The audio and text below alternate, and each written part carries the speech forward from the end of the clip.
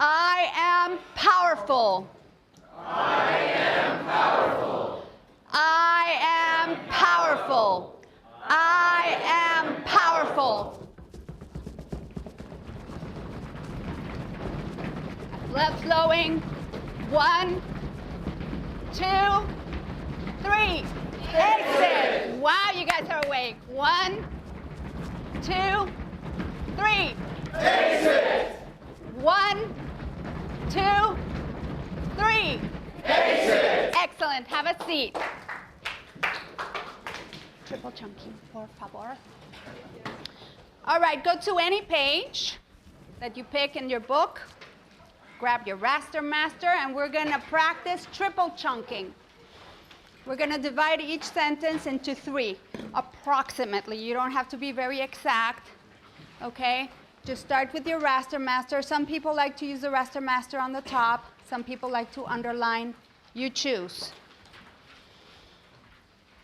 Before we start, I want to clarify that there is a law of suppression.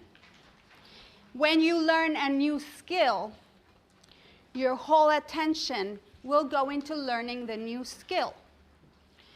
Because of the law of suppression, right now, chances are that most everybody will not comprehend what's on the page. You won't understand what you're reading, okay? Because we're learning a new skill. Do not panic thinking that you're not understanding or you're behind. Your mind is just adjusting so that you can bring in this new skill, and when you have the new skill, the comprehension will automatically come to you. Okay, so don't panic, just go with the flow. Take your page, whatever page you choose, and start going with your raster master, and remember, you don't have to understand. Now here, speed is your friend. The faster you go, the better it is. It forces you to concentrate more. It'll force you to look at the words and not start thinking that you feel like a peanut butter sandwich or what you're going to do for the weekend, or, you know, it keeps you where you should be. All right? So just go fast. You're not understanding anyway, right? So just go fast. I see people I'm like going really, really slow, and I'm like, no, go fast. And that thing of if you do it slow, you're going to understand better, kicks in. So we're just going to step out of our comfort zone, because success lies right outside of our comfort zone, right? So we're going to step out of our comfort zone, and we're just going to do it fast. The faster, the better. Eventually, you'll find your speed. But for now, just go fast. It doesn't matter. Okay? So start.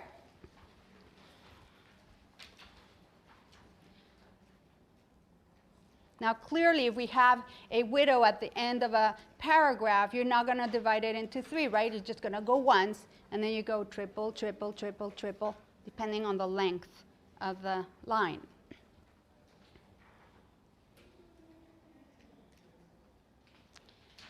Now remember, 30-degree angle.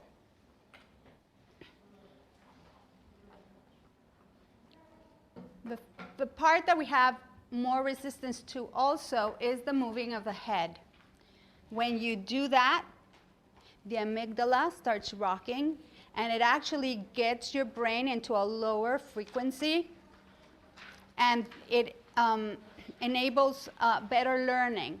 Okay, you get yourself into alpha mode, which is much better for learning.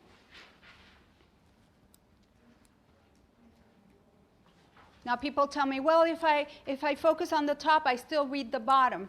Yes, peripheral vision is getting activated. Not only are you going to read the bottom of the line of the word, you're going to read the line on the top, the line on the bottom. You're just looking at much more of the page. But your focus, your intent, is on the top part of the line. Right? The rest you're going to absorb.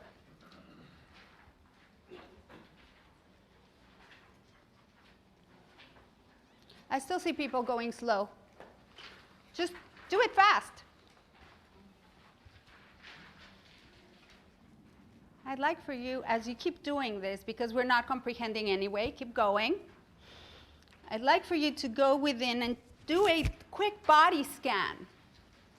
And notice, A, if you're breathing. A lot of you have stopped breathing completely. I don't want any dead bodies around here in a minute. So remember to breathe. I know the law of suppression is kicking in, but don't exaggerate. So keep breathing. Also, check if you're holding any tension in your body. Possibly your neck, possibly your shoulders. Focus on that part. Take a deep breath and let it go. The more relaxed you are, the better you will comprehend, the more you remember, the easier everything will be. And that's for everything you do in life. If you feel tension in your eyes, feel your eyelids and relax them. Relax the gaze. That alone will activate your peripheral vision. Excellent. Set your books down. You know, this is a society that frowns upon smiling. Okay? Everybody must take everything very seriously. Even little kids, when they go to school, they're in elementary school, 2nd grade, they're stressed out because they have a test. I personally believe that that's very, very wrong. I don't judge many things, but that one is like in my book of no-nos, all right? Children who are 8, 6, 7 should not be stressing out, okay? So we get that into our system, and we start living our life that way. Now, here's the thing. Our nervous system is comprised of sympathetic nervous system and parasympathetic nervous system. The trick of our bodies, the trick in life, is to live in balance, okay? Both systems are obviously, clearly very important. But what happens is that we're under stress so much, and that is the sympathetic nervous system, that we keep using that all the time, and then we don't use our parasympathetic nervous system enough. So we get out of balance, okay? The sympathetic nervous system under stress is what creates the fight or flight syndrome. And I don't know if anybody hasn't heard of it, but when in the caveman time, it was very important to use that, because if you see a dinosaur, right, you know you have to run away and be safe, or you know if you can kill it, and you need what the hormones that get released, which are cortisol and adrenaline, which give you strength. They give you, you know, the ability to just run faster. You know, you've heard of people like lifting cars up when a car runs over someone just to get them out. These things, you don't think about them. The rush just takes over, right? But what happens is that the sympathetic nervous system takes us hostage. When this happens, then because of the law of suppression, we can't access the parasympathetic nervous system, which is the one that releases all the feel-good hormones, which are the dopamines and the endorphins, serotonins, right? So has anybody ever experienced going to take a test after studying really, really hard and cramming, and you know everything, and this is a very important thing, or you have a speech to give, and then all of a sudden, you know, you've learned, you've worked it, you've researched it ad nauseum, and you're ready, you're psyched, right? And then you start working yourself up. And then you get to the test, and all of a sudden you look at the questions, and you don't even understand the questions, and you blank out. Has anybody ever experienced this? Yeah, it sucks, right? It's horrible. It's horrible. Or standing in front of people, and you're going to sing a song, and then you don't know the words. Yeah, it sucks. It's never happened to me, but, you know. You're like, and nothing happens. Okay, law of suppression. If your body's rushing with adrenaline and cortisol, what happens is that you can't access your prefrontal cortex, which is where you hold all your knowledge and your information. It's like that room where you have your filing cabinets of everything you've learned, everything you've picked up, all the things that you don't even know that your awareness picks up all the time.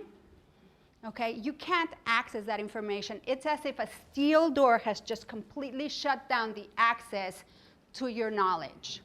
Okay, because if you have a dinosaur chasing after you, you have to get out, and you can't possibly remember where you put your car keys, right? Because you're getting away.